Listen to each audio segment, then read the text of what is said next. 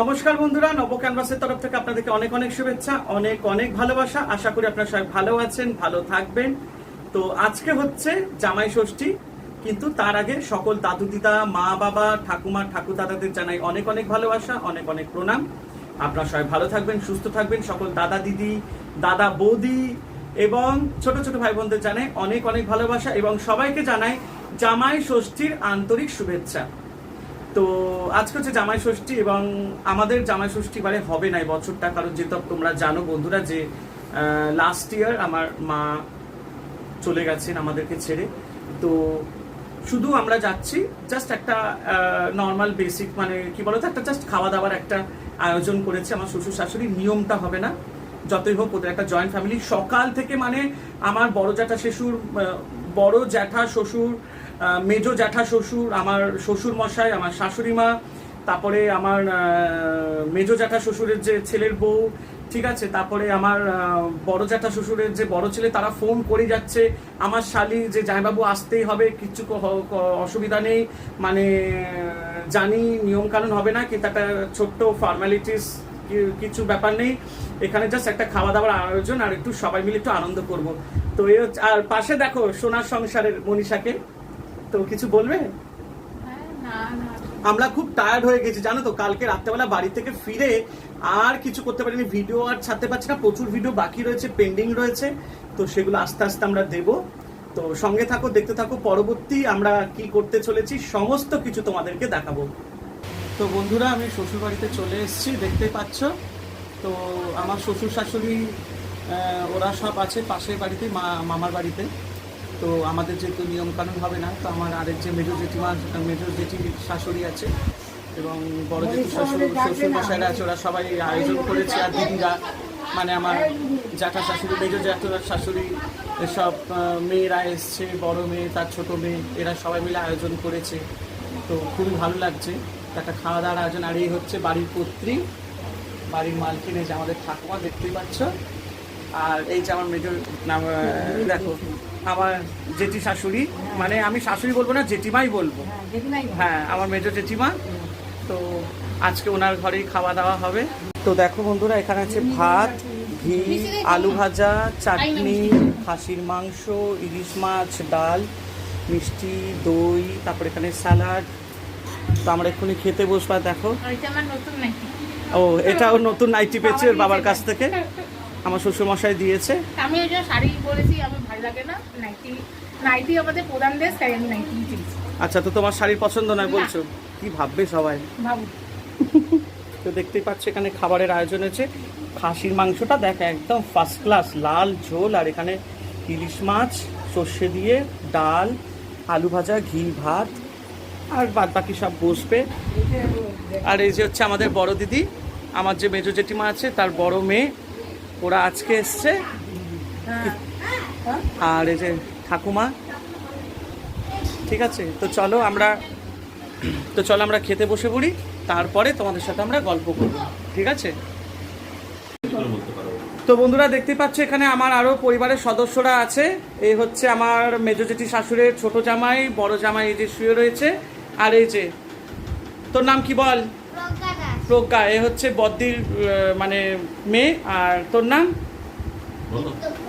হ্যাঁ, এত আজকে শান্ত কেন ক্যামেরার সামনে?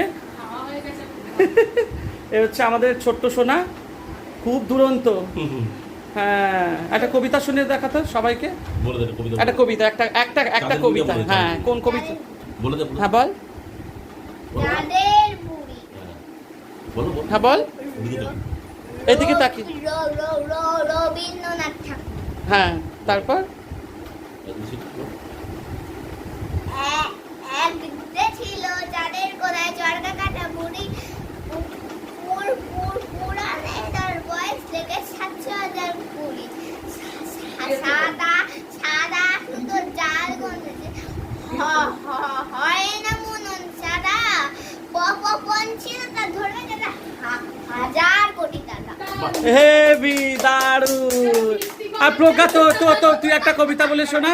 হ্যাঁ, তোর একটা কবিতা সুন্দর। রবীন্দ্রনাথ ঠাকুর, মাগো আমার ছুটি দিতে বল, সকাল থেকে পড়েছি যে মেলা, এখন আমি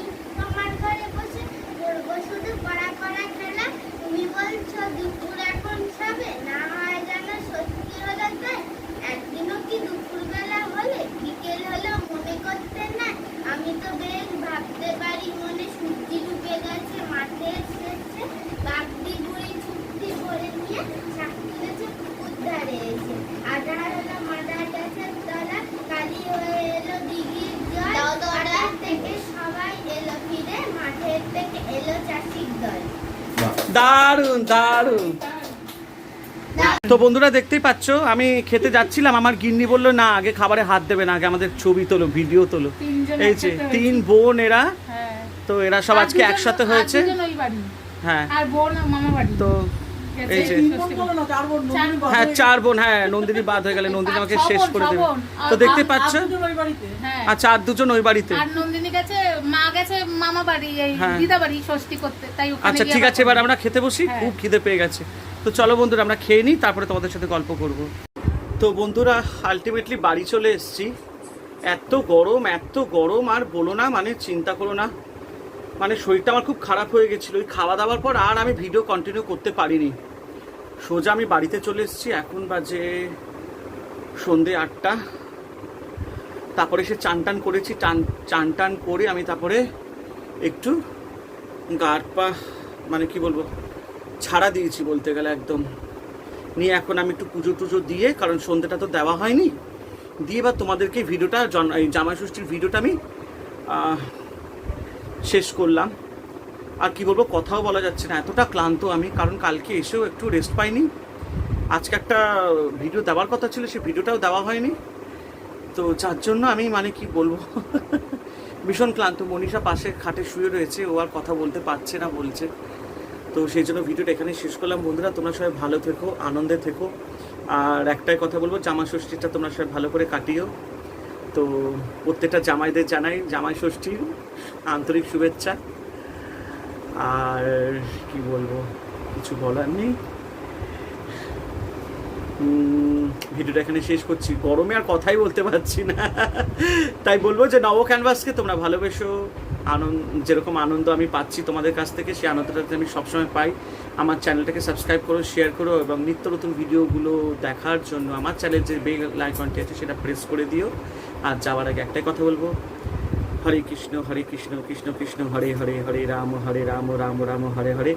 জয় শিব শম্ভু, জয় মা দুর্গা, জয় মা কালী।